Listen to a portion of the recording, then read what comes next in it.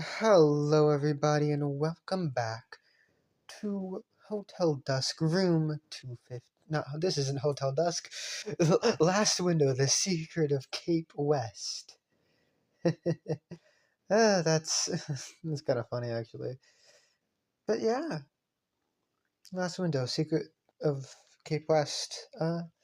Last time we got fired from our job. Yeah, Kyle, this dumb fuck right here, got fired from his job because he's a lazy bum. And then we learned that we're getting evicted from our apartment because the owner's gonna tear the building down. Like, they're selling it, and then the new owners are gonna tear the building down. Anyway, let's get started, shall we?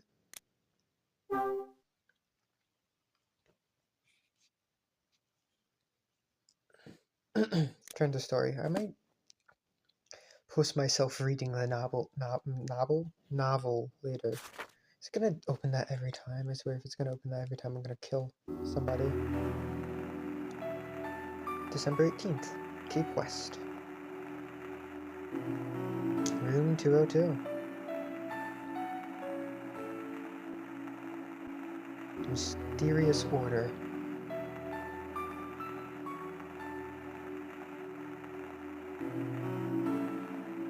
Sleepless night.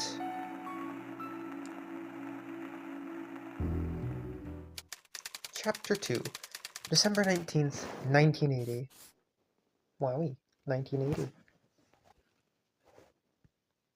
The alarm in my cramped apartment starts to beep. Ah, come on. Can't you let me get just a little more shut-eye? Every morning I have to fight the temptation to get a gun and shoot the damn thing. Guess the only way to stop that damn beeping is to get up and hit it myself. Kyle, I think shooting it might be a bit much. Okay, I get it. I lift my weary head from the pillow and open my tired eyes. On the table beside my clock in my bed is a damn alarm clock.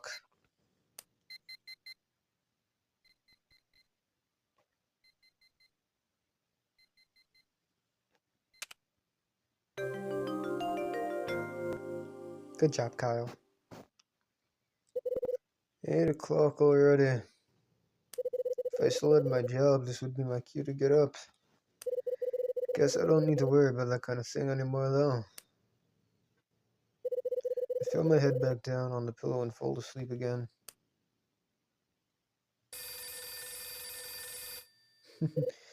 Great.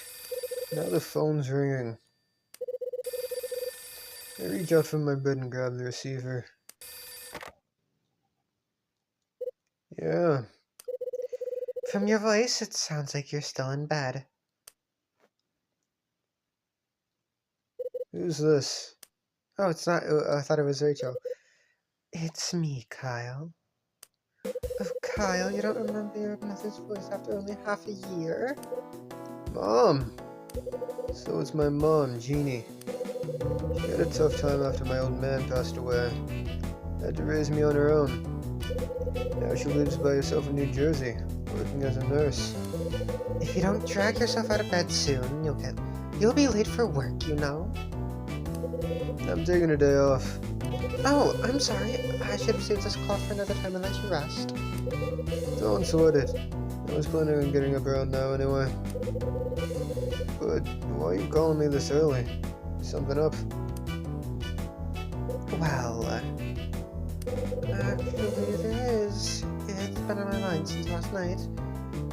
I got a call from someone calling himself Rex Foster. Rex Foster? He said he wanted to ask me a couple questions.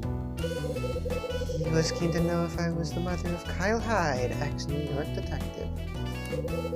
When I told him I was, he continued with something that caught me off guard. He asked whether you were still searching for Brian Bradley or not. What did you tell him? I said I didn't know. That's all I wanted to know. In fact, once I answered his question, he hung up. I need to know though, are you still looking for Bradley, Kyle? I found him. That's ancient history, Mom. I'm done looking for Bradley. Brian Bradley. My partner from back when I was a cop in New York. 4 years ago, he was working undercover. It turned out that he was on the take. He was a good friend. After I put a bullet in him, I quit the force. That's probably for the best. Yeah, maybe. Who is this Rex Foster anyway? Can't say the name rings a bell. And, Mom, if you get any more calls from strangers asking you questions. I know what you're going to say, but I thought he might be a friend of yours. He's not. I told you, I don't know the guy. I don't know anybody who'd call my mom to snoop around for info. Okay, I understand. Glad to hear it. Anyway, I gotta go, Mom. Kyle, wait. What now? How are things with Ed? Yeah, about that. Ed, boss of Red Crown. He and my old man were buddies in a sense. They both drank at the same bar, and they got to talking a lot. It's been 25 years since the incident in the downtown parking lot, when an officer on patrol came across my dad's body. It was Ed, a member of the Los Angeles police force at the time, that found him. When you said to me you were going to work for Ed, Kyle, I couldn't work it out. You're just not the salesman type. I worry about you even now. I'm your mother. Mother, it's in the job description. Look, Mom, I'm 34 years old. I think it's about time you eased up on the worrying a bit. You're probably right. It's just, you're the same age your father was when he died, and... No, you're right. I worry too much. I'll let you go now, Kyle. Have a nice day off and look after yourself.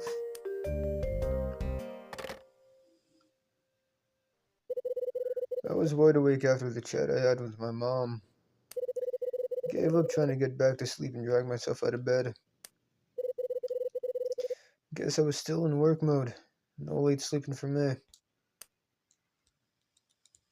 I make my way to the sink and turn on the tap. I splash cold water over my face, giving my senses a sharp wake-up call. Feeling a lot more alert, I put on some clothes and get dressed. I still feel that strange lack of focus and can't quite get my head together. There isn't anything I feel like doing right now. Before I know it, I find myself slumped on the sofa. I slowly begin to gain a little clarity as I sit there, but there's something about hearing my mom's voice after all this time. That, and the fact that I'm blankly staring at the worn-out wallpaper in my room, sends me plunging back through my thoughts to a point somewhere in the past. I start reminiscing about Los Angeles, the place I was born and raised. Then about my dad, Chris Hyde. He was a man with little to say, so into his work that he was rarely home. My mom was working as a nurse back then too. I'd come home from school each day only to be greeted by an empty apartment.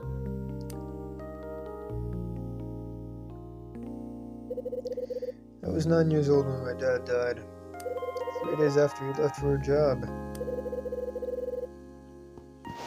He wound up dead in a parking lot somewhere downtown.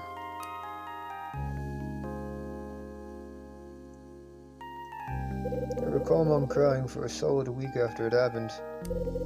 After she managed to get her feelings together, she packed her stuff. It then took us off to start a new life in Manhattan.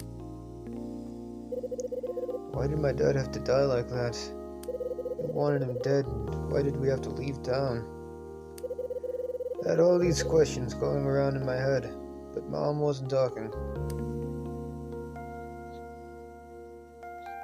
7 years into a new life in Manhattan, when I was 16 years old, Mom decided to start talking to me about Dad. She chose this time to reveal something I didn't know about my dad. She told me that he used to be a safecracker. He'd reached the point where he wanted to wash his hands of it. But after he left home to do his last job, he never returned. His death was unexplained and the case remains unsolved to this day. 6 short years from then, I became a detective. I still remember the words my mom said to me on that day about my old man. She said that now I'm a detective, I can uncover the truth beyond his death. I took her words lightly. After all, I knew about being in this line of work. I knew that getting to the bottom of the mystery surrounding a man's death could lead to truths that relatives of the deceased wouldn't want to hear. Even with the tools I had at my disposal, I wasn't willing to dig. I quit the job and still don't know the truth.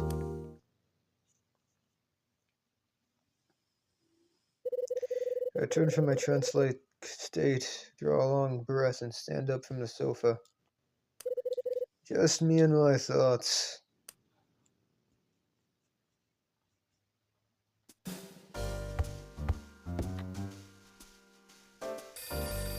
Another goddamn phone call. Oh, it's the phone again.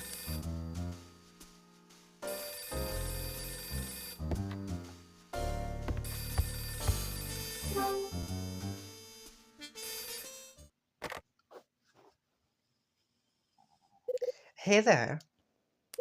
With the receiver pressed to my ear, I hear a familiar voice. Hey, hi, Rachel. How are you doing, handsome? I've been better. Sure you have. Things could be a lot worse, though. For someone who lost their job yesterday, you sound okay at least.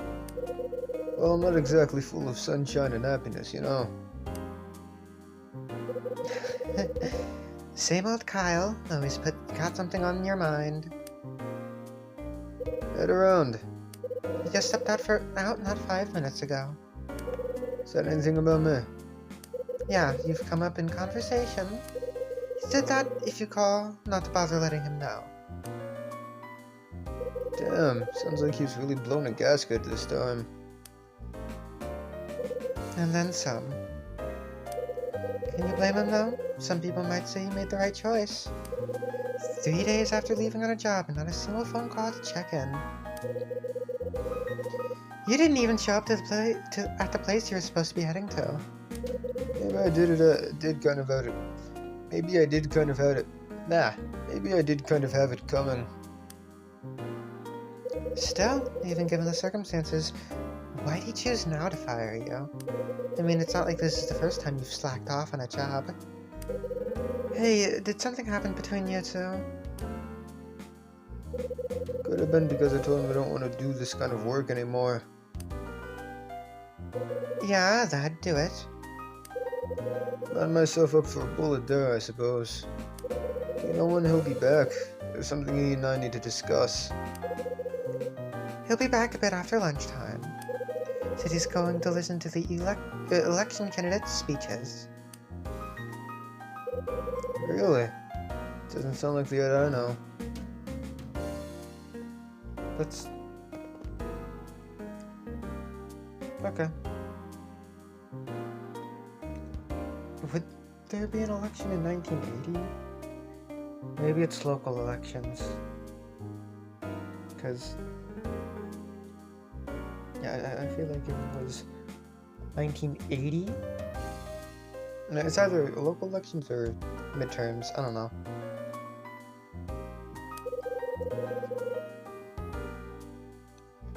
Oh, well, no, yeah.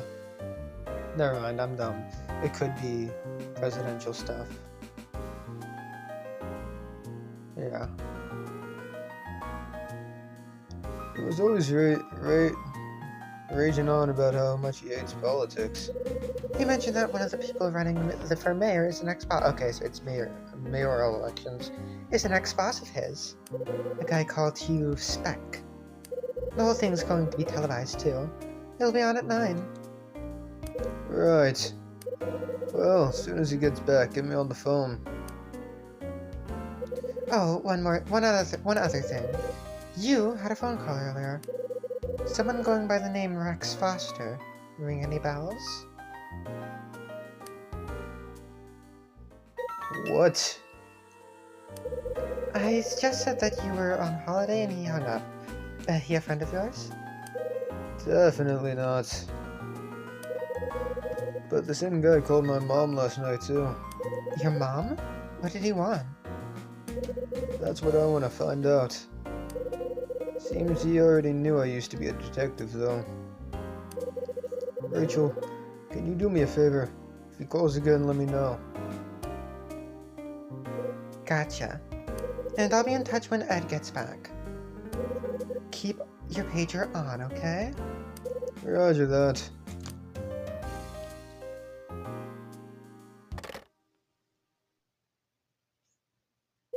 I don't envy Rachel. She's Ed's PA, but she struggles to keep me and Ed civil.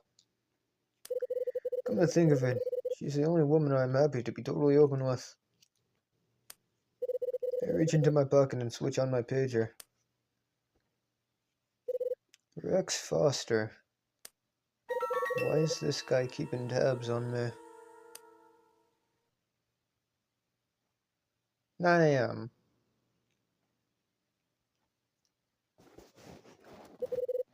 9 o'clock already. That's when Rachel said they start showing the speeches on the news. Guess if Ed's made the effort to drag himself along to listen, I might as well switch on the TV and give it a try. Got nothing better to do. Where's my television?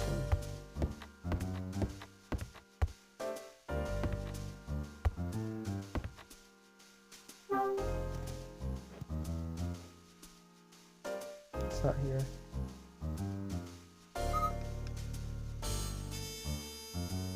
I don't know where my... Oh.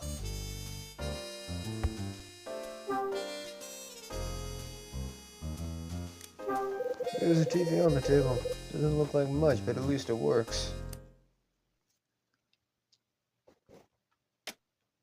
Oh.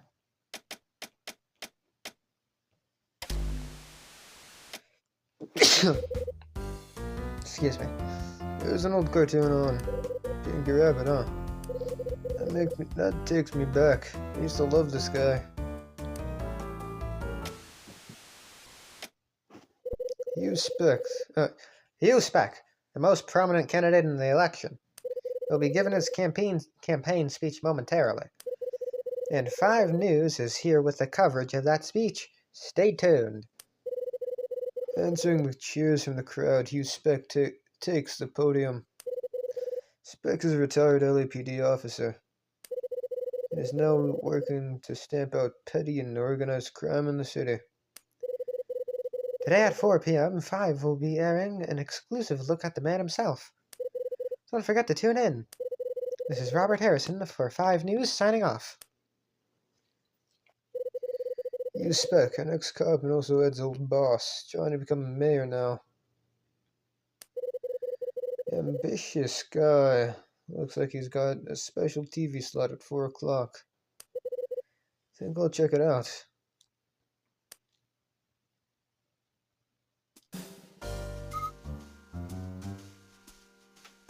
Think I can leave now?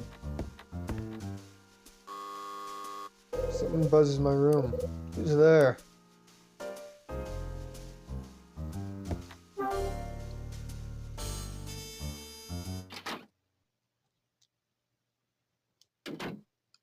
Cool, you're here. And you're still here. Don't come barging into my room. Great. What do you want? You know what time it is, right? Trust me, man. I wouldn't be here if it wasn't important. It's always important with you. Go on, spill it. I need your help. Like, really need your help. Hey, calm down, will you? Spit it out. What's wrong? Thanks, just hear me out, okay? Come with me. I need you to help me out of a fix with some quick thinking. Quick thinking? Yeah, I'm being squeezed by that chick down the hall, but she's got it all wrong. You're being... What the hell are you blabbing about, Tony? Better start making sense pretty soon, or you're out of here. Alright, let me catch my breath. It's really bad. I mean, it's worse than really bad. What could be that bad? He's shouting out some crazy stuff, saying I'm a no good thief. He thinks you're a thief. Come on, Tony. What did you do this time? Yeah, that's right. Take one look at me and send me downtown. I'm innocent. Can't you tell how much I've tried telling her? Can't tell you how much I've tried telling her. She thinks I've snatched her ring. She keeps screaming it over and over. Ring? Who thinks you've stolen the ring? Marie, that's who. She's made up her mind and won't listen to reason. Marie. You know, the chick living in room 206. She's the blonde one who moved in around half a year back. The stuck-up one, right? So we're clear. Anyway, Marie's lost her ring somewhere and now she's accusing me. I've drawn a total blank.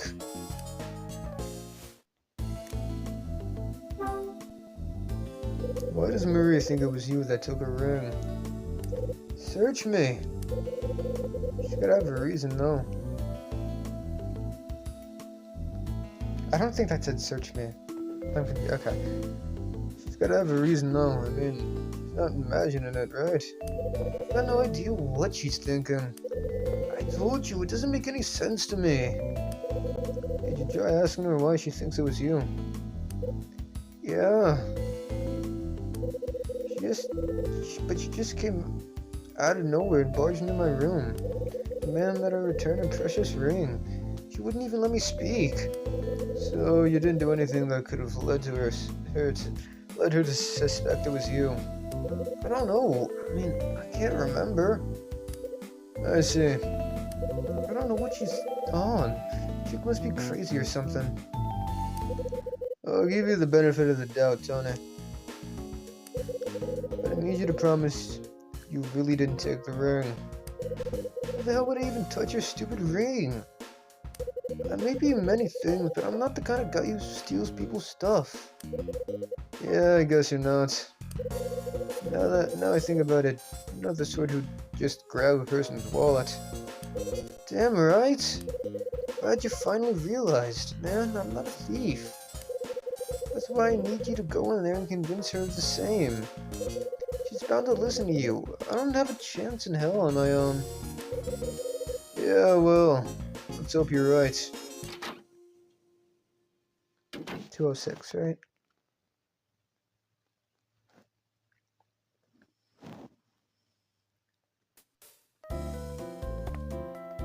Hey, Tony. Come on, Hyde, go and tell her, man. Tell her I'm not a thief. Make your jacket. You got a moment? Maybe. What do you want? Looks like you and Tony are having some sort of disagreement. You could say that. Marie. Her name's Marie Rivette. She moved into 206 about half a year ago. I don't know the first thing about her. Can you tell me about what happened? My ring's been stolen. That's what. It was that guy from room 201. He did it.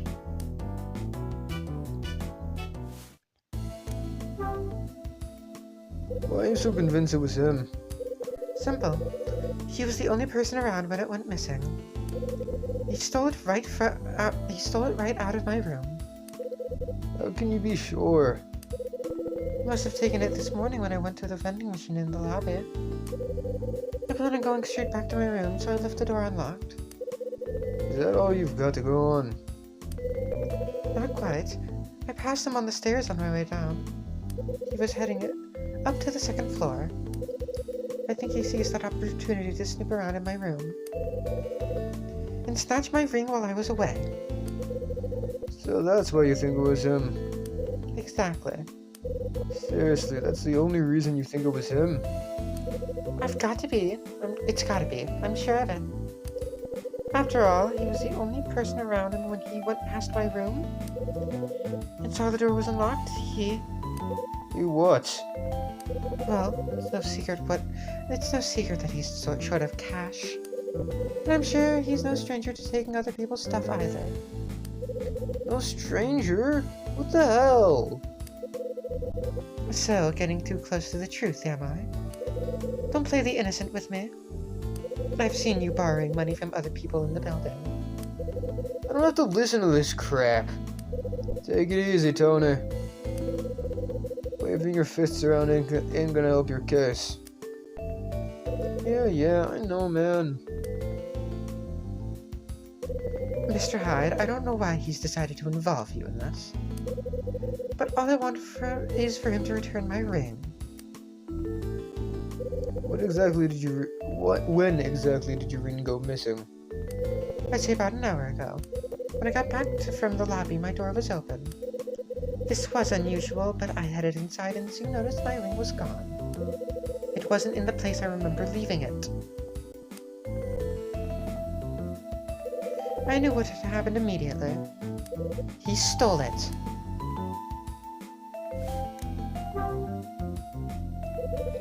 What kind of ring was stolen? A diamond one. It was a 3-carat diamond ring with rubies on it. Sounds like it came with quite a price tag. It's a very important ring to me. I got it as a present from someone special.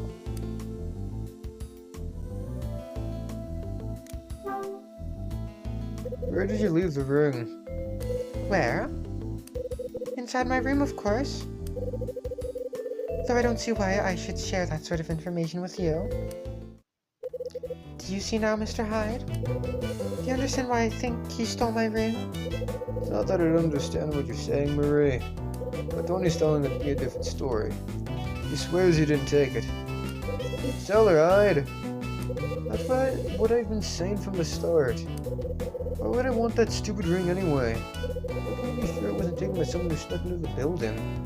After all, anyone could just wander in here. There are some weird people about.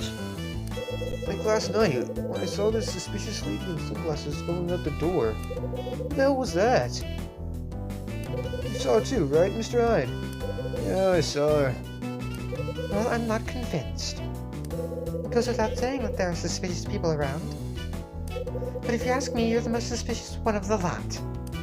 Will you just drop it already? Hey, get your hands off me! Tony! Oh. Can you people please keep the noise down? What's all this shouting in aid of anyway? Betty! You've gotta hear me out. It's Marie, she's saying all kinds of crap about me. Yep, she thinks you've stolen her ring, right? And keep your voice down unless you want the entire block to hear you. I'm being set up. Why would I want her? What would I want with her lousy ring? Marie? Yes? About the ring that you say was stolen from you? It's the diamond one that you always wear, right? Yes, that one. Yes, that's right. So, you've seen this ring before, Betty? Yeah, I've seen it. Don't know if the diamond's a real one or not, though. Of course it's real.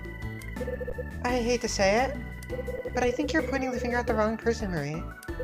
So it's settled. You do believe me after all. Slow down there. I never said that. But... I just think that your version of events is more believable than hers. What did you say? Marie, this isn't the first time this kind of thing has happened, is it? I don't know what you mean. Come on, think back. It was when you first moved into this building. You were running around how some of your stuff You're ending up some of your stuff going missing then too. Correct me if I'm wrong, but didn't you blame the whole thing on Billy from 205? In the end, though, it turned out that the moving company just messed up. What I'm trying to say is, before you go blaming Tony, why don't you try searching your apartment again? And if you really want to continue this ruckus, do it somewhere else. I can't hear myself think with all the shouting right outside my door.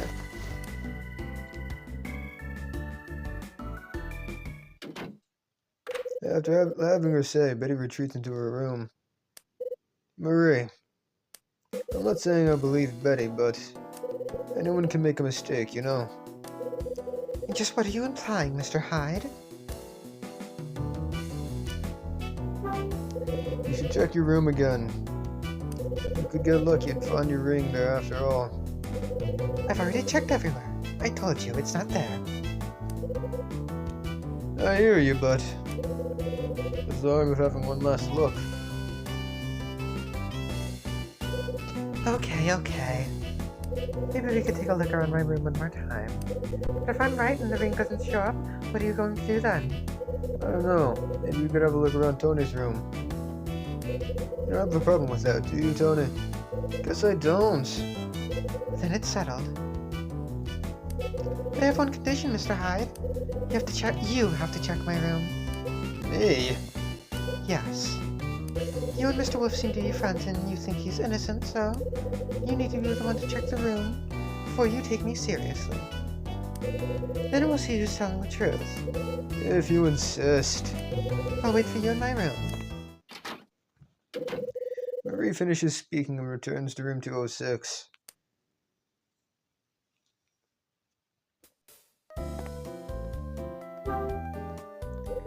Hey, Hyde. Get with it, man. Go check out Marie's room.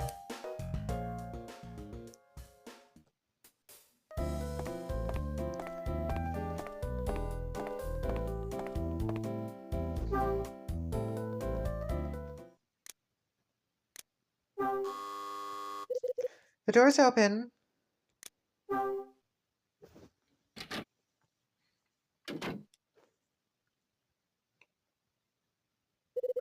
So this is Marie's room.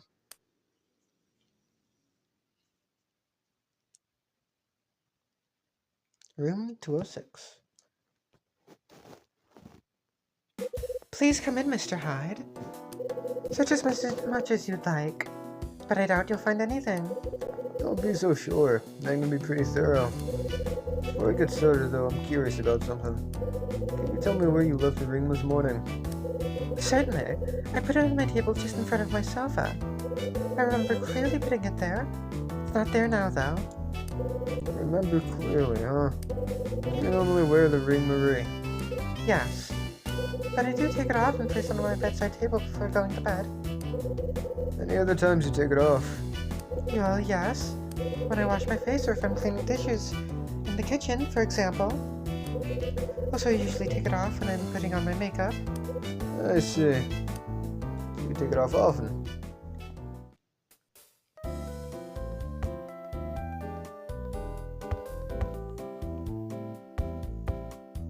Wait, this is a large bed.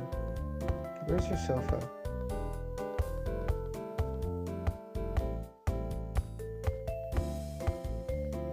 Well, I'm gonna stay here first.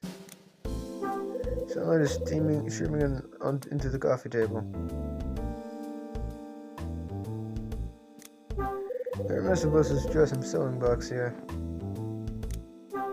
There's some thick pink thread in the sewing box. Not really my color. It's a white one-piece dress. It looks like it's only half finished. Oh, is she making it? That's really cool, Mary. I don't know exactly where to search.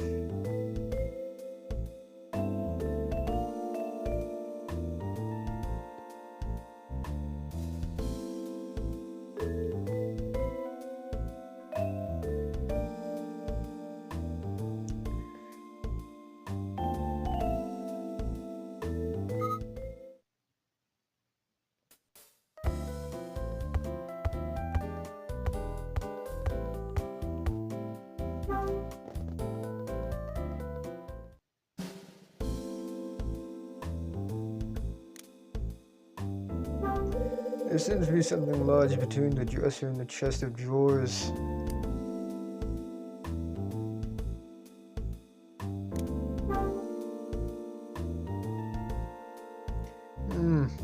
What's that? Looks like something shiny has dropped down between the furniture. Well, what do we have here? Damn, looks like my manly arms are too big to fit into the gap. Hey, Marie. What is it? Mind if I shift this dresser a little? Good luck. Thanks for the support. That dresser's fixed tight to the wall. There's no easy way of moving it. Good idea, in my opinion. I wouldn't want it falling every time we have an earthquake. Then we may have a problem. Great. Now what? What is it, Mr. Hyde?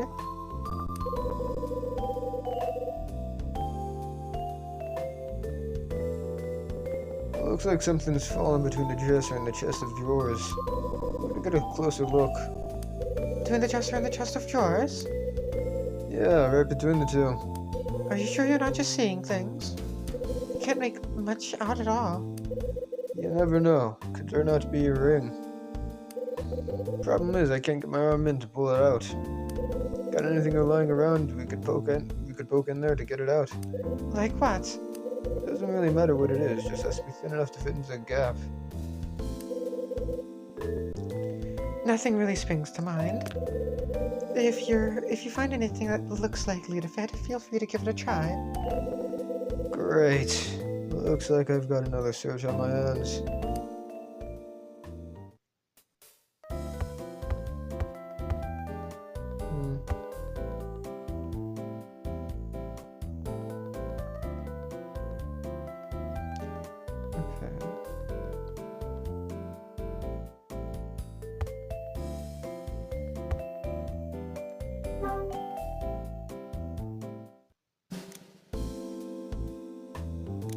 A wooden cabinet with 3 drawers. It's not the first I've seen and it won't be the last. Looks like there's a tape measure inside. Could be useful, you never know. I take the tape measure. A nylon covered notebook and a black ballpoint pen. Oh, it's a first aid kit. Hopefully I won't end up needing this. Okay, I think that's all.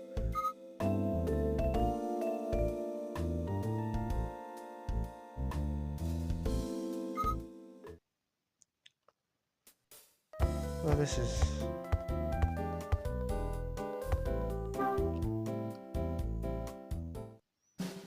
What? Ma'am, what?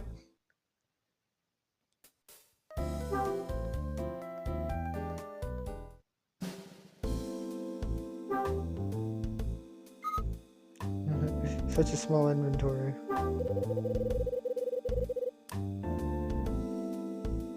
This is only going to get bigger.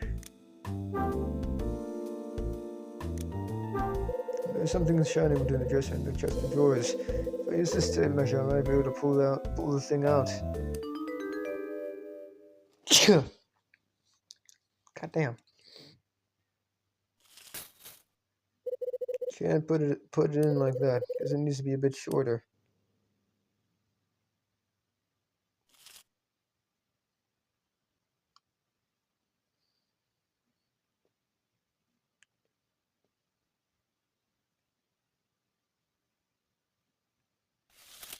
Hell yeah, Kyle.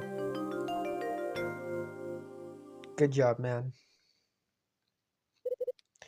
Perfect. Got it. I take the ring. Now perhaps I can put an end to this whole mess.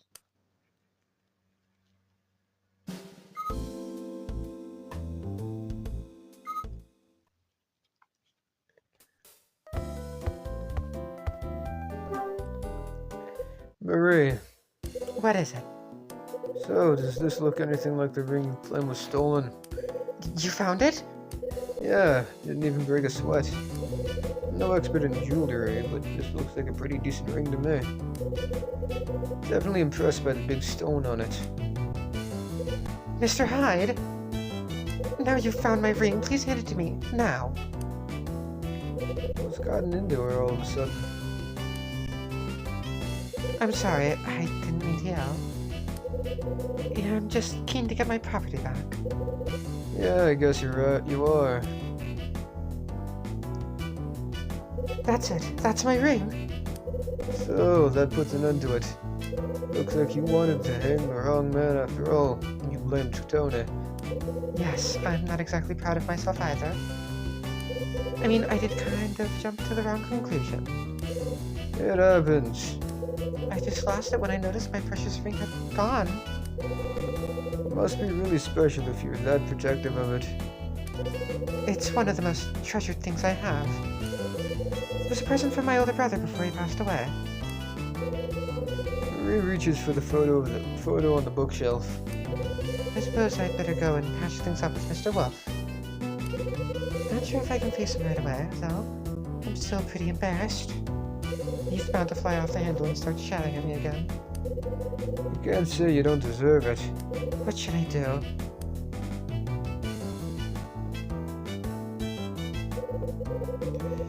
Tell you what, I'll have a word with them.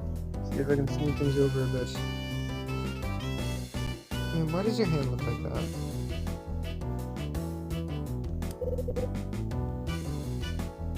Thank you, Mr. Hyde.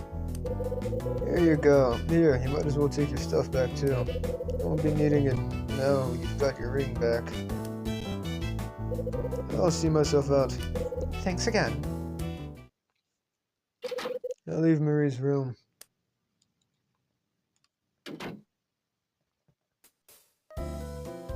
Hey, Tony. Tony! What is it, man? Found the ring in Marie's room. Seriously, you got it? It had fallen down the side of the dresser. I knew it! I knew she got her facts all wrong. She also said she's sorry. Yeah, like that's gonna be enough to clear the air. It's about time I started hearing some serious apologies. I think you should go easy on her, Tony. She's really embarrassed and not exactly proud of what she said. Perhaps you should just let it slide this time. But you heard what she said about me, right? Come on, Tony. We're all gonna be clearing out of these apartments soon. Do you really want to cause any more trouble for yourself? Yeah, maybe you're right. I think I'm man enough to take this one on the chin. Forgive and forget and all. Thanks to you, I'm in the clear. I can't thank you enough for what you did. Can't imagine it would have gone this well if I'd asked anyone else. Guess all that detective training you got really paid off. Hey, hold on. What's that supposed to mean? How'd you find about my past?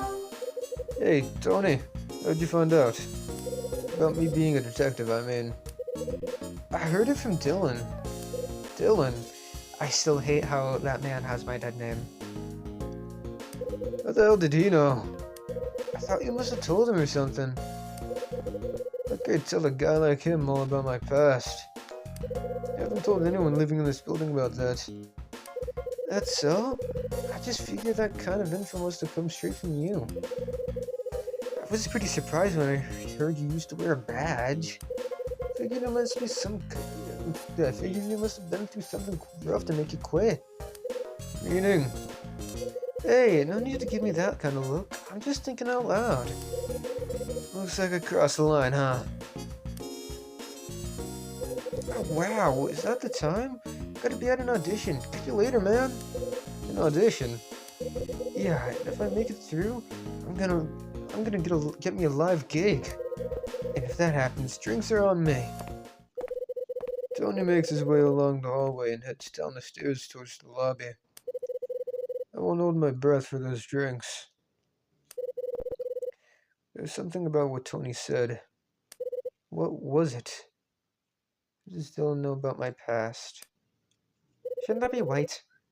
How does Dylan know about my past? It's my pager. I better get back to my room.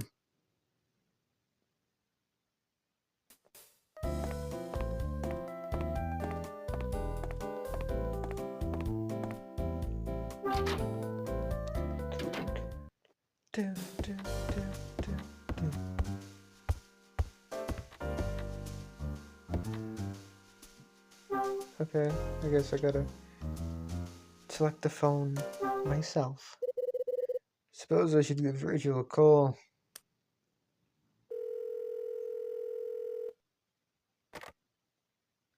I love her bow. I love her bow. Oh, that's, I want to steal it.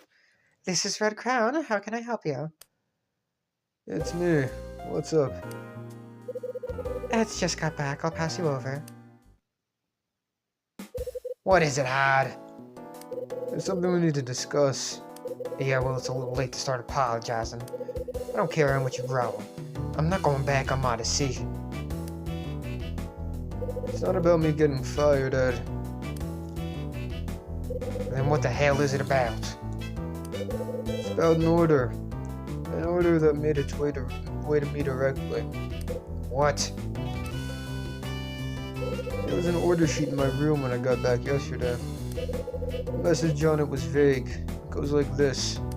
Find the Scarlet Star that disappeared in Hotel Cape West 25 years ago. Sure you got your facts straight. Orders shouldn't come directly to you at all. As far as the clans are concerned, they don't even know Kyle Hyde. You haven't been spreading what we deal with behind the scenes, have you? What do you take me for, an idiot? Whatever. Ignore the order sheet. In case you forgot, Red Crown ain't your concern anymore, so just drop it. You can take that piece of paper and burn it. But Ed, Plus, it sounds like a bogus order to me. Think about it. Who's gonna be after something that went missing 25 years ago? Just drop it. Besides, you've got more important things to do, like finding a job. Ed, I'm hanging up.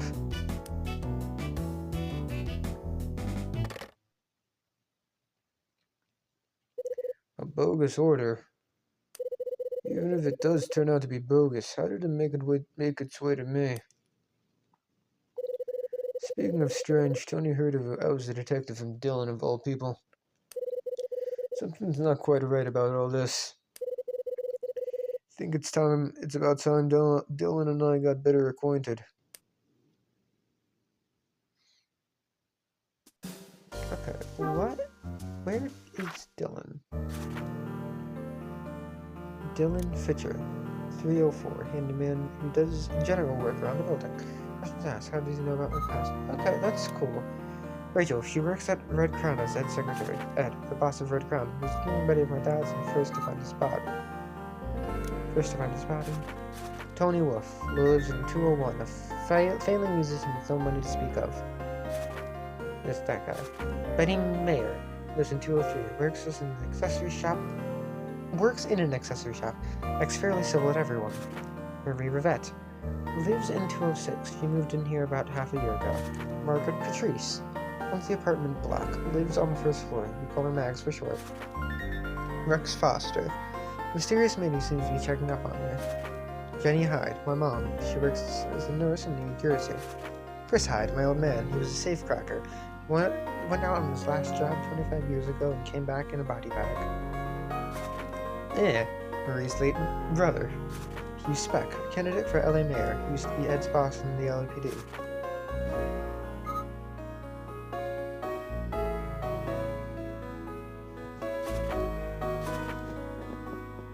Why do you want me to press on this? A new sealed file is available. Sealed file?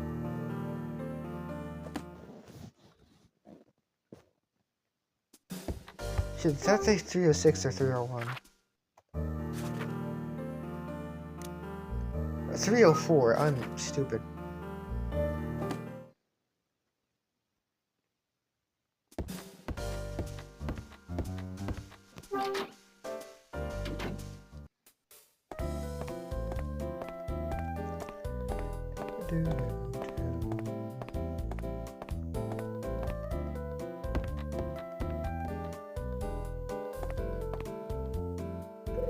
Oh, there's someone in the hallway.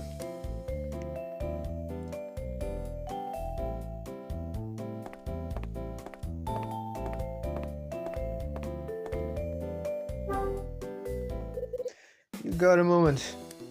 I've got some questions I'd like to ask you. Questions to ask me? Yeah. Let me bend your ear for a bit. Are you going to tell me what it's about? Tony from 201 told me you were blabbing about me once being a detective. That's right. I think I did mention it to him. But he came and asked me about it first. He asked you about me. Right. It must have been about 2 weeks back. I was called to his room to take care of a door that wouldn't close properly. After I fixed it, he asked me if I'd like to grab a drink. And that's when he started asking about you. I remember him asking if I knew anything about you.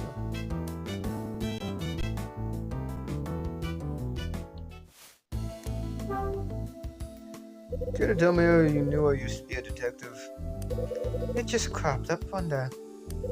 Cropped up? What's that supposed to mean? I saw your name in an old newspaper article. In an article?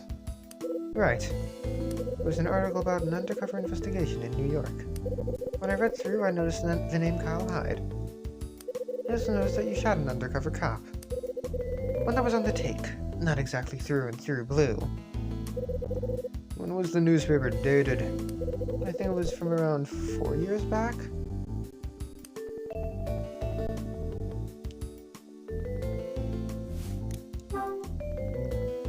Why did Tony want to know about me? He was going on about how he'd like to become your friend. And just wanted to know if I knew anything about you. So naturally, when he asked, I told him what I knew. All I said to him was that you were an ex-detective who worked as a salesman.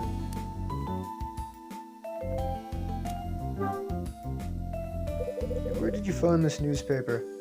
Let me think. It was just a coincidence. I stumbled across the paper and noticed that article.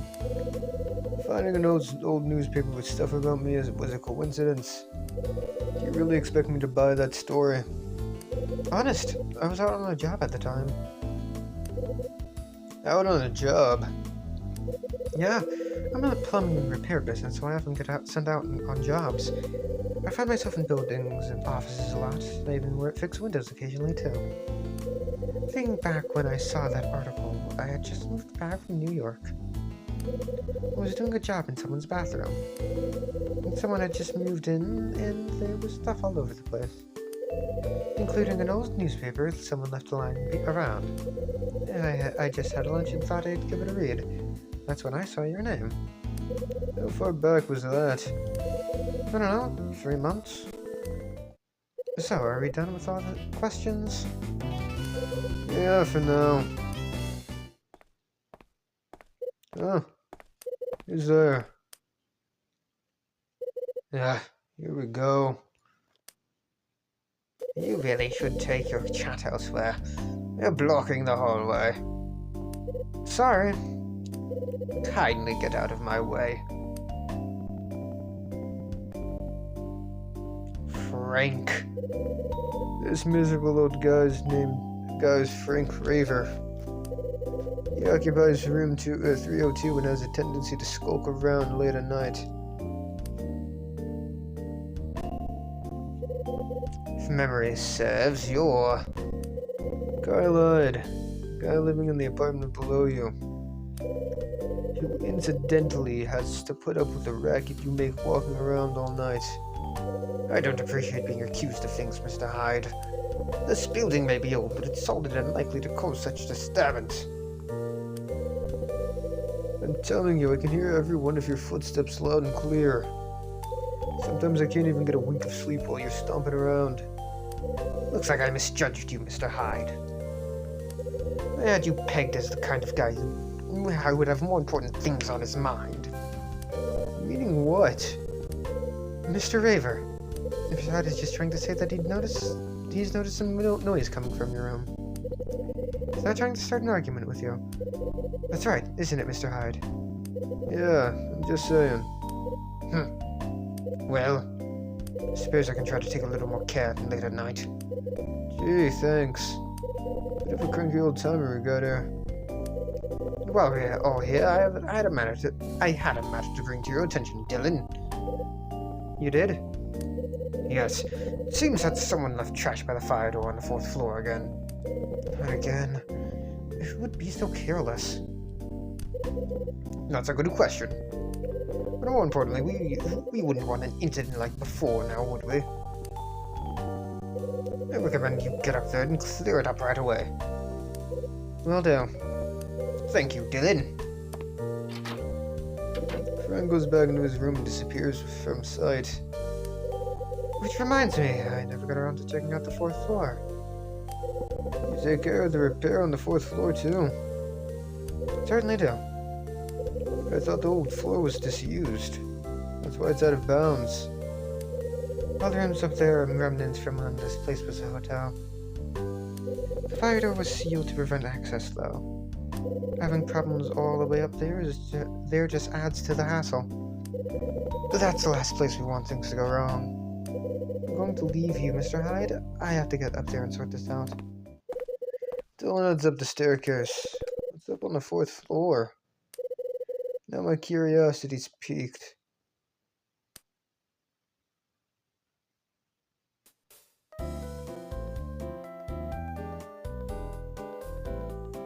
That's not what I meant to... Actually, no, yes, it is what I meant to press. There's the save button.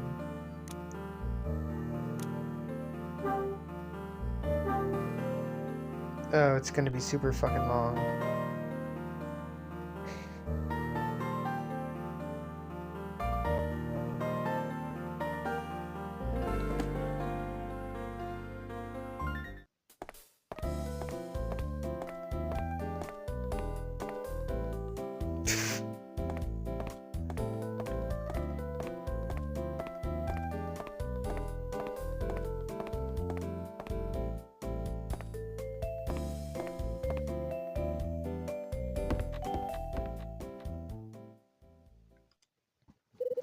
Looks like Dylan's already here.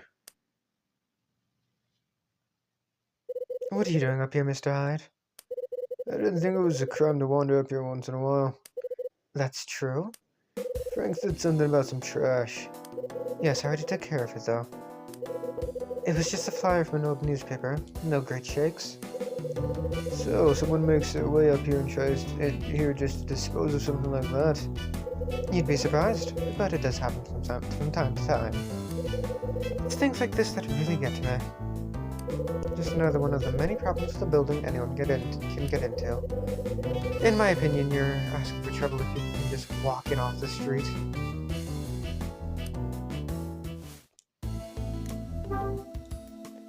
What kind of incident was Frank referring to? Sorry, I don't follow? Just now, outside room 302, Frank Raver said something about an incident. Said that something happened up here on the 4th floor. Oh, right. That. Care to share some details? It was nothing. Is that right? Yes, nothing you need to worry about.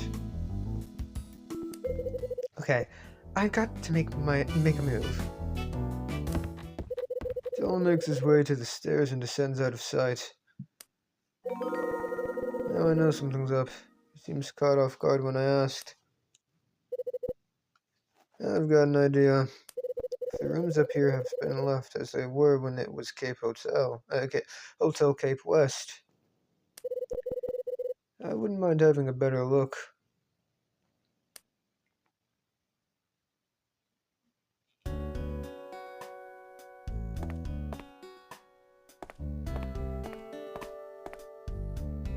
Hold on.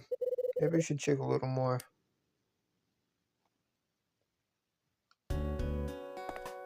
Oh, this.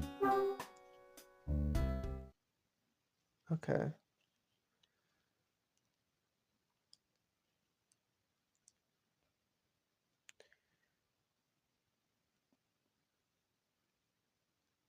Hold on.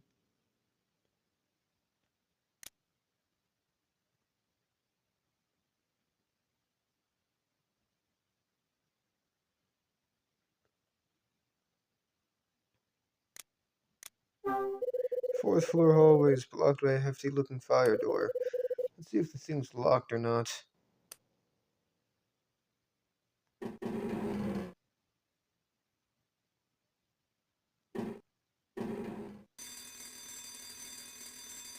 Damn.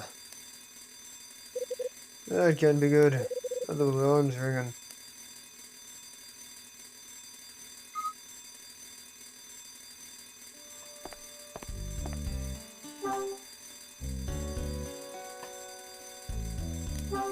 Looks like there's some sort of control panel attached to the wall. The switches on the control panel are both set to on, but if I use those switches, I can stop the damn bell ringing.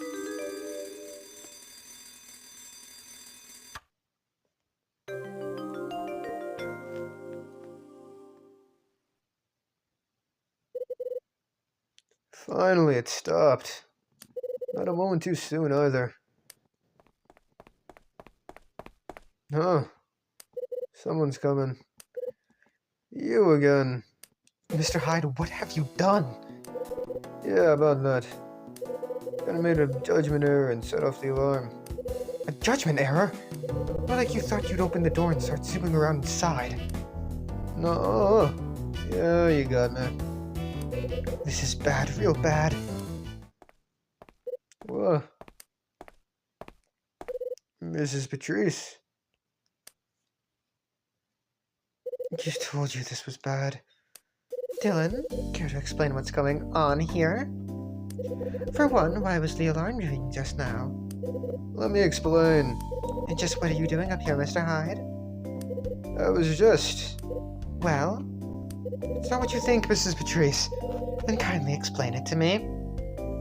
The alarm went off because I thought it would be a good idea to conduct a test to see if the system was working properly. A test? At this time of day? Yes? Isn't that what happened, Mr. Hyde? It's just like you said. It's us. Don't ask me to give him a hand while he set it up. I see. Yeah, I asked him to help. I just figured that, even though we're going to be leaving soon, it would be a good idea to make sure the safety measures are still working.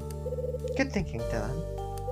I can't tell you how grateful I am to you for taking such good care of the building. Now, if you'll excuse me. Max walks away and goes downstairs. Thanks for covering for me there. It's not a problem. Now you're off the hook. You might want to head back downstairs. Yeah, I guess he's right. I think I'll go take it easy in my room. 4 p.m.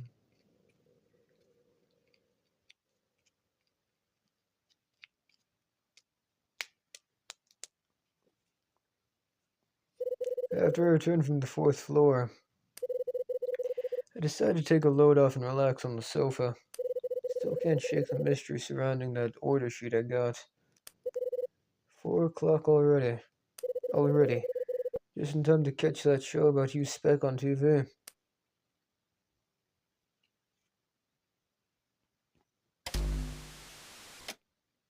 There's an old cartoon on. Japanese spies. Don't think I watched this much as a kid. Today on 5 News, we take a look back at Hugh Speck's career, from LAPD officer to candidate for LA mayor. Hugh Speck comes straight from the ranks of LA's finest, where he had a long, distinguished career. While in the LAPD, he cracked many high-profile cases, and even stamped out incidents of police corruption. One of his more famous cases happened in the 1950s. A crime ring named Condor was responsible for multiple Jew thefts all over LA. Speck was tireless in his efforts to bring Condor down. This is not him speaking. Okay, this is the newscaster speaking. I'm fucking stupid. Then, 13 years ago, Speck entered the world of politics. As a politician, he continued his path of justice. One could say that Speck was destined to lead the city. The election ahead will be very interesting indeed. This is Robert Harrison for 5 News signing off. Stupid mistake from me. Hugh Speck. He was an officer in the LAPD during the incident involving my old man. It's true that back in the day he solved his fair share of cases, but in the one surrounding my dad, Officer Speck had a far lesser role to play. Okay, now how am going to keep myself occupied? Still plenty of time until dinner. Maybe I'll take a trip down to Lucky's Cafe and grab a coffee.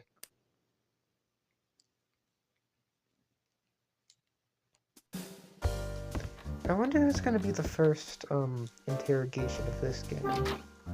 Because in the last game it was Louis. I don't even know if it's gonna be in chapter 2 this time. Yeah, last game it was Louis, my goat. My goat Louis Stonono. Louis Stonono.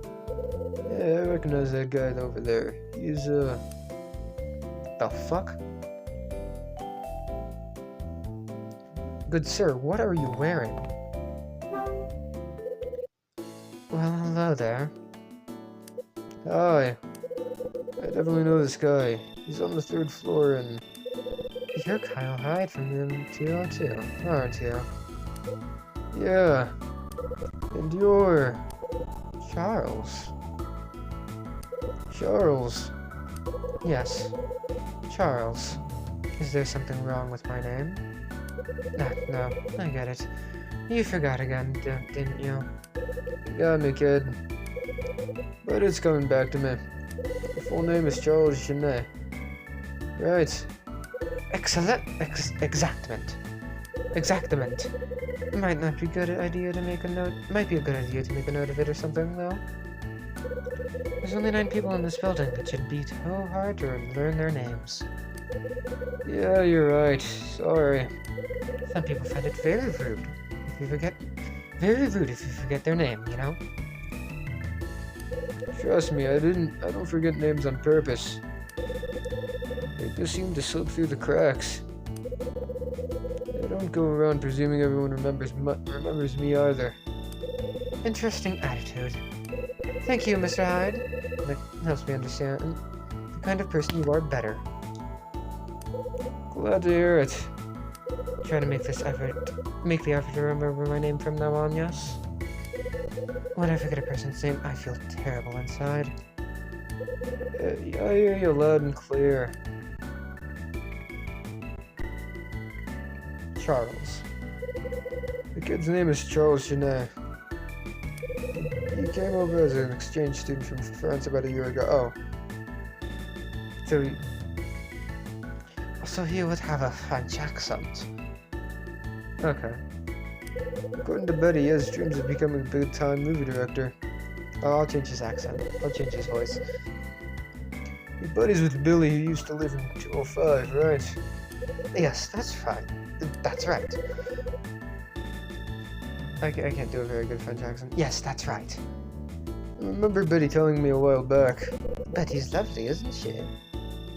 It's a shame that we won't be living in the same building as her for much longer. We've all got to leave this place after all. Thanks for the reminder. Hey, I heard the alarm bell ring earlier.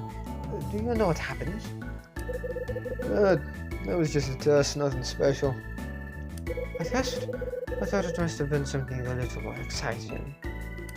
Here we go again, I thought. Hey, have you got a moment? What did you think had happened? I thought it was happening all over again. What was? You know, like that panic about the fire from 2 weeks ago. I thought it was another fire. There was a fire 2 weeks ago. Didn't you hear about that, Mr. Hyde? I didn't hear a thing. And then again, I was away on a trip at the time. It happened around lunchtime on a weekday. Do you know where the fire broke out? Yes, it was up at the staircase on the 4th floor. Interesting. Yes. I heard that someone came into the building and started it. Luckily, someone spotted it and put it out right away.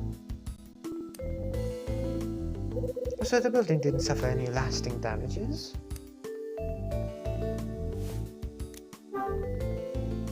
So, who put the fire out?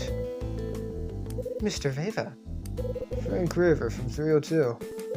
Yes, that's him. If Mr. Raver hadn't noticed the fire, who knows what might have happened.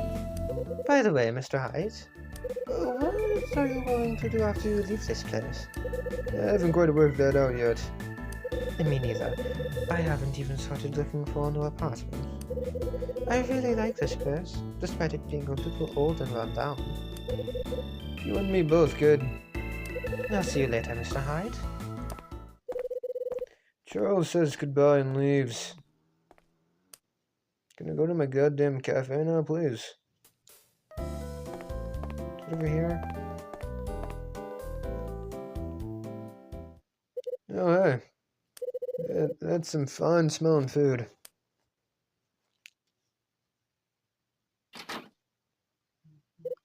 Oh. It's Frank. You again. You again. I'm bumping into you a lot lately, Mr. Hyde. Mr. Raver. Good timing. I have some things I'd like to ask you. What is it? What is this, an ambush?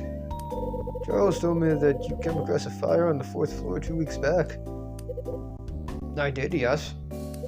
What about it? Are you in the habit of wandering around in and out of bounds areas? What can I say? I get bored easily, and I don't have a job to go to anymore either. Plus, it's good for my health to climb up and down the stairs. I thought for a moment you had something interesting to ask me. Goodbye. Well, fuck you too. Frank slips away towards the staircase. Let me eat my food.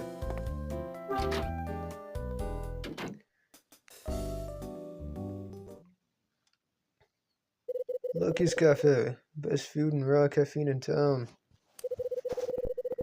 It's worth a trip downstairs just for the aroma of freshly ground coffee.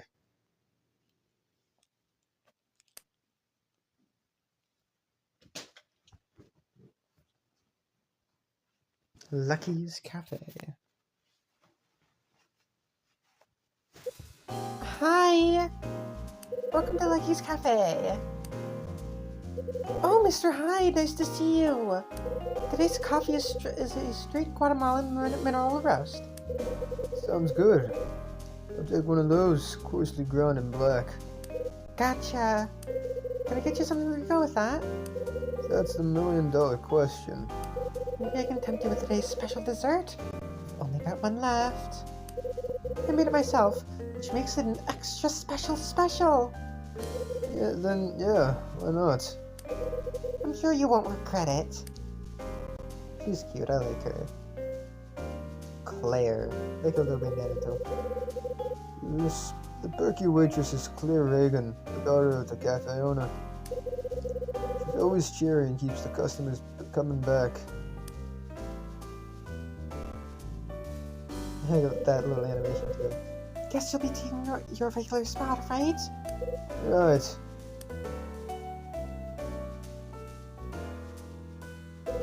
I have a habit of always sitting in the same seat when I come here.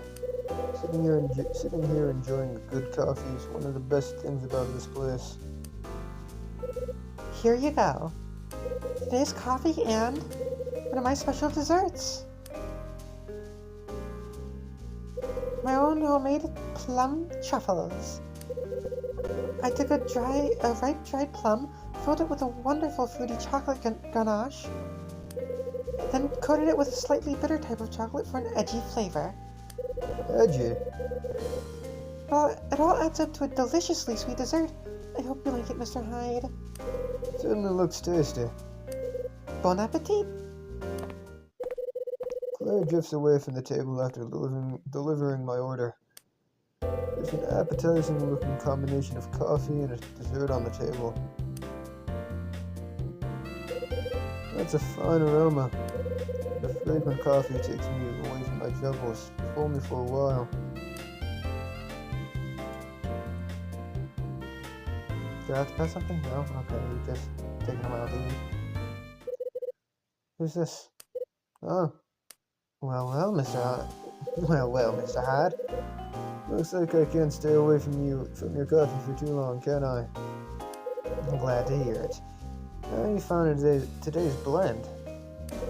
Let me see. Full flavor, it's slightly bitter, with a fine aroma to boot. Isn't it spectacular? Got my hands on some top-notch beans. A little darker, but ground coarsely and dripped slowly, giving it a richer taste. I found a paste to add a little more than you think you need to. Well, it sure beats the instant crap. I'll take that as a compliment. Sidney. The guy's name is Sidney Reagan. He's Claire's father and he owns the place. He can dig his heels in when he wants, but he likes to talk and we get on well. Say, what did you think of the dessert? Be honest now. It was great. How great exactly? You know, just great. I thought you'd say something like that. For me, I find that adding some liquor really sets the taste apart from the rest. Liquor? Adding just the right amount boosts the impact of the ganache. It helps to balance the taste of the plums and cocoa too. If you tried a dessert I'd put together, chances are you'd be pining for another. How come you don't tell Claire all this? Don't get me wrong, it isn't like I haven't tried. She's just not interested in my take on recipes. Tells me to keep them to myself. She's in the habit of ignoring my good advice. Sometimes I think I can even see my ex-wife's personality poking through.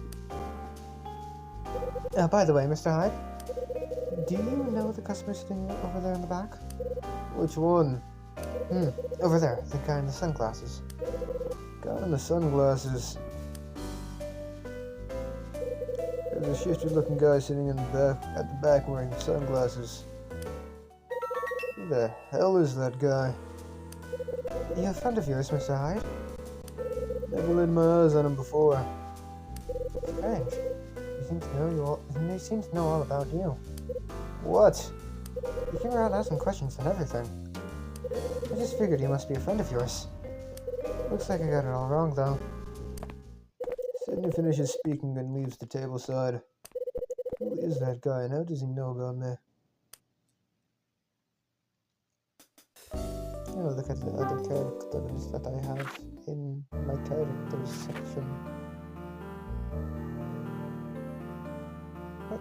They're here. Sidney Reagan, the owner of Lucky's Cafe, a bit gruff, but his heart's in the right place. Claire Reagan, Sidney's daughter, she helps her dad run the cafe. Frank Raven, lives in 302, getting on in years.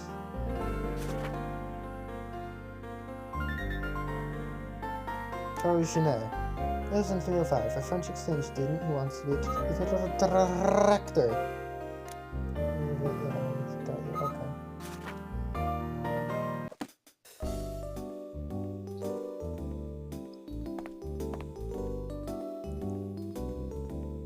Hey, got a moment.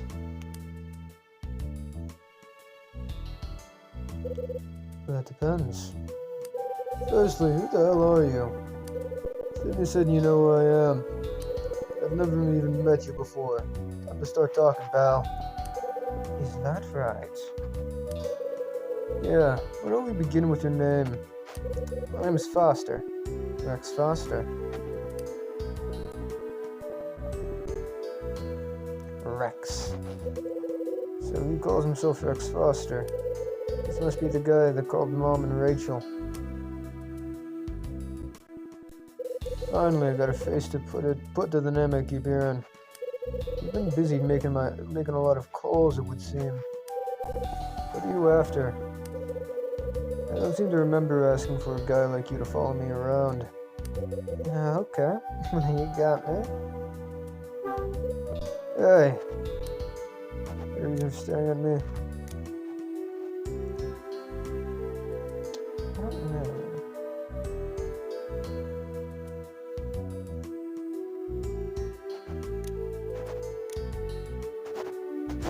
Okay. You got something you want to say? Kyle. You're really trying to pretend you're a salesman, aren't you? The way you speak is a dead giveaway, though. There's no hiding you were a detective. What did you just say? Whoops, there I go again. You used to be a pretty good detective. Back when you were a cop in New York. Seems you had a pretty high opinion of yourself too, but it seems that part may have been a little exaggerated. Didn't have you pegged as someone who'd want to conceal their past as a detective. I feel like I should change his voice. I don't think this is going too well. I don't know, maybe I can give him a New York mobster accent. Guess I was wrong. Yeah, I can do this. Guess I was wrong.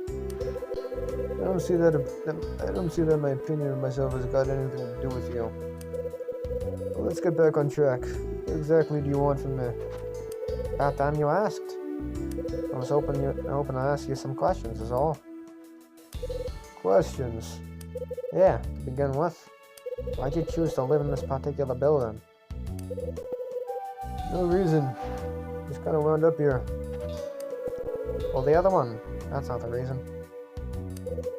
You set up here because of the place once being Hotel Cape West. I've got no clue what he's babbling about. What made you think, did I?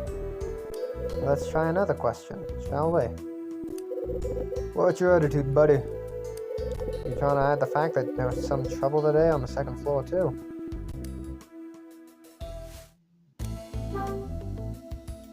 How did you know I was a detective? Now that would be telling. Don't play the innocent with me. Better start talking real quick. Let's just say a little bit of research on you went a long way.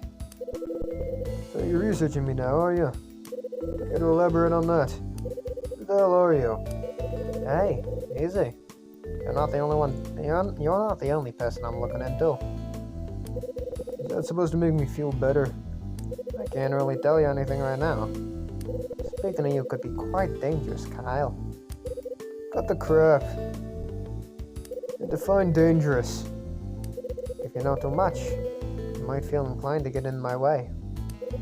And why would I want to get in your way? I don't even know you. I never said you'd do it on purpose. But guys like you just tend to get in the way. You're making less and less sense as you go along. You may have left the force to seek out a life without too much excitement. But guys like you would just get a whiff of a case and switch right back to their old ways. That's precisely why I can't afford to have you get in my way. Guys like me? You want to explain that to me? Oh, I'm sure you understand just fine.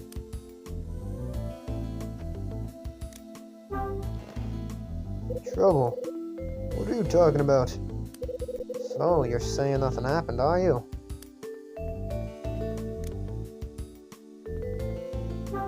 Oh, there was something. And that something was? Someone thought they'd been robbed. Really? You don't say. Turns out the person who started all the trouble was mistaken, though. Not that any of this has got squat to do with you. Fair enough. I just wanted to ask. Who does this guy think he is? Kyle, he does the exact same shit you do. That's me done. I'm leaving. Hey, hold it. Not so fast. Take it easy, Kyle. There's plenty of time for us to sit down and chat. You know? Rex says his piece and leaves. Who does this guy think he is?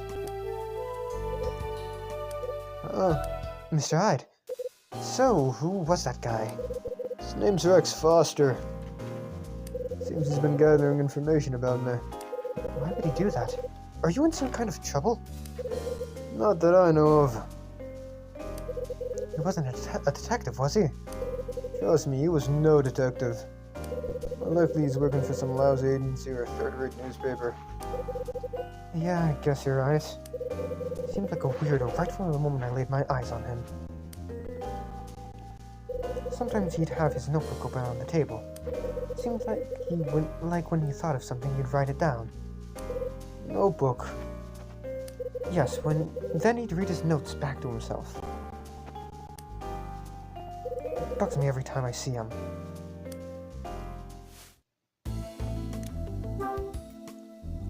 What made you think he was weird? For one, he's been coming in here all the time, starting 2 or 3 days ago, spending long hours with just a single cup of coffee, staring at my customers. And also, There's more. goes around asking all kinds of questions, Such as. stuff about the past mostly.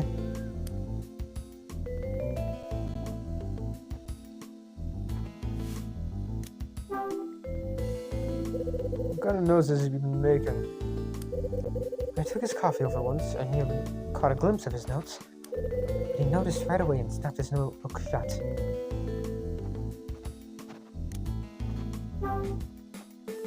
Asking about stuff in the past. Like what? He tends to be fixated on this building's past, when it used to be a hotel. That's quite a while back. It is. He also asked me about something that happened 13 years ago.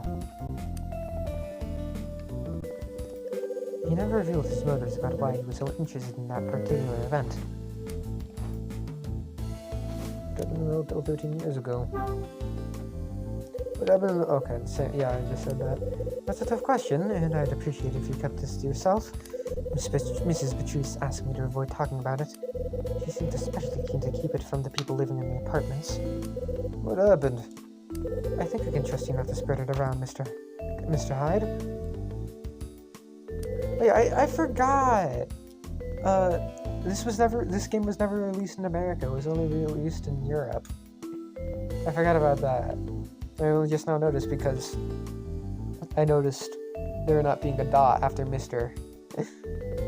If the truth be known, when this building was still a hotel, there was a murder here. A murder? On top of that, the case was never solved.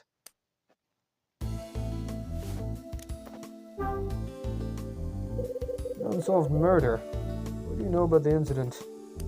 I don't think I'd better go into any more detail, Mr. Hyde. Come on, you told me this much. Thing is, someone involved in the incident is rather close to me. There are also those who are keen to forget about the incident once and for all. Please understand, I'm just not happy to continue discussing it. Oh, and one more thing. What is it? That Rex Foster guy seems to be after information concerning that murder. He could be a reporter. The more I think about it, the more it fits. A shady character like him would make a perfect reporter for one of those gossip mags. How about money that's where he's from? Could be. Changing the subject, Mr. Hyde, have you decided what's going on?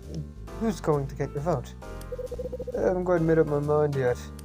The media seems to be focused on Hugh Speck, the ex-congressman. I personally don't like the idea of him winning, though. Really? Why's that? I just find that guys like him, with police backgrounds and such, can be a bit suspicious. I've got a friend who swears the guy was on the take during his days on the force. He said he was also into racketeering, among other things. We're talking about Hugh Speck, right? I never heard those rumors. Well, it's politics, right?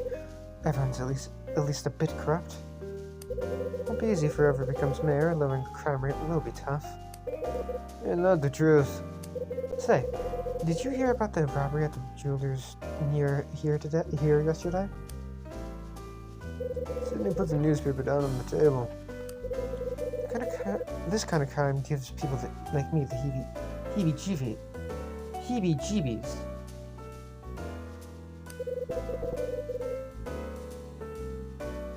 It reminds me of a very similar incident a while back.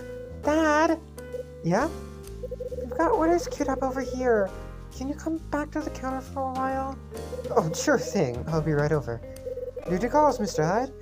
I'll catch up with you another time. Do you mind if I take a look at this newspaper? Not a problem. Take your time. Sydney makes his way back behind the counter.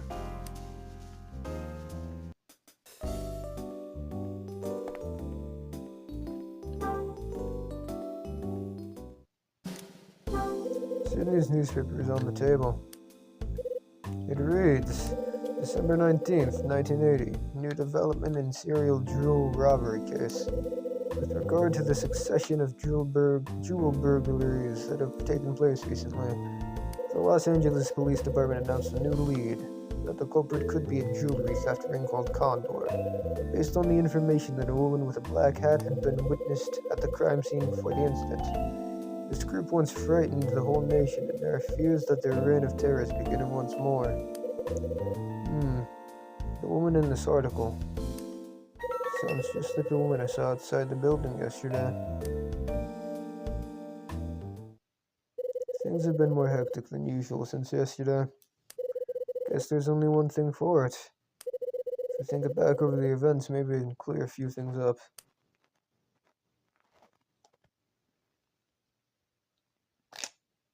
December 19th, 1980. My alarm clock woke me up as usual, just after I got myself back to sleep. The phone rang and it got me up again. The one who woke me up with the ridiculously early phone call was Jeannie. Right. It was Mom who decided it would be a good time to call then. She's currently living in New Jersey by herself. After I finished speaking with Mom, Rachel called. Both she and my mom had some very similar stuff to tell me. They both said they had been called by Rex Foster. That's right. Both Rachel and Mom said that they received phone calls from the same caller.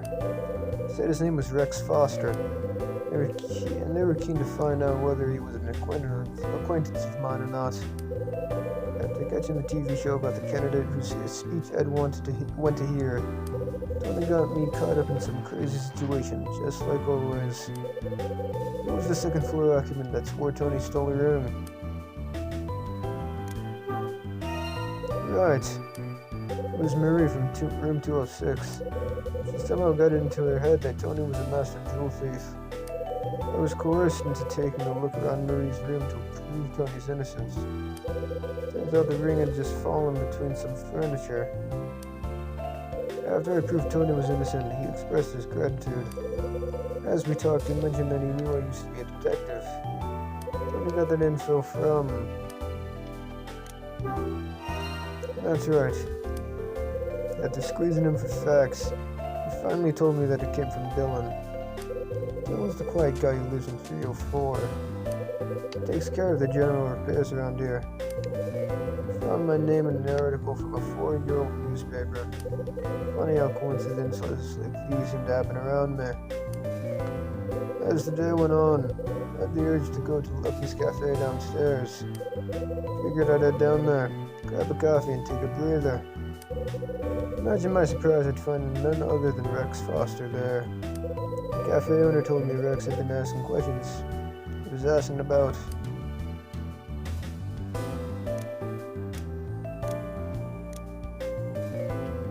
That? Right. The owner told me that Rex had asked about what happened 13 years ago. The apartments were still a hotel. It turned out to be the same guy who'd been calling around for info about me. Now I found out he's after facts surrounding what happened in the past year. Unluckily for me, he chose not to let me in on a secret and left.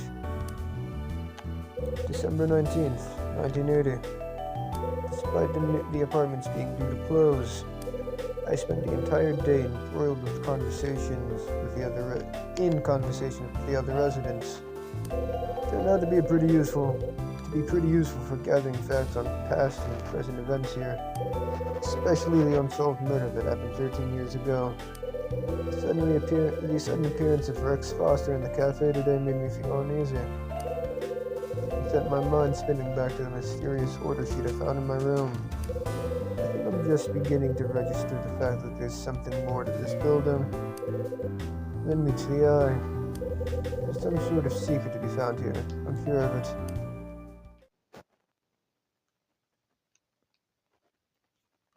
Last Window. You can now read the events of this chapter in the Last Window novel. Okay, that'll be the end of this chapter of this episode. I'm tired. We will continue. We will figure out more about Rex, what the fuck he's up to, among other things, next time. Bye bye!